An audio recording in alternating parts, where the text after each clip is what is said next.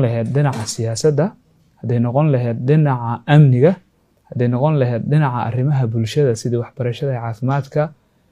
wax kasto oo baahi kasto oo xiriir la leh dhinacyada kala duwan ee nolosha aadanaha, manhajka kaliya oo ka jawaabi karo oo mudan in koonkan lagu maamulo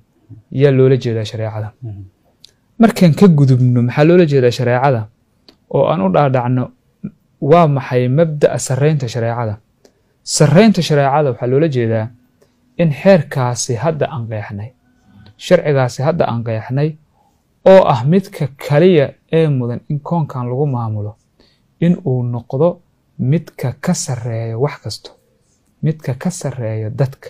midka ka sarreeya dowladda, midka ka sarreeya shacabka, midka ka sarreeya xeerarka maamul ee la samaynayo.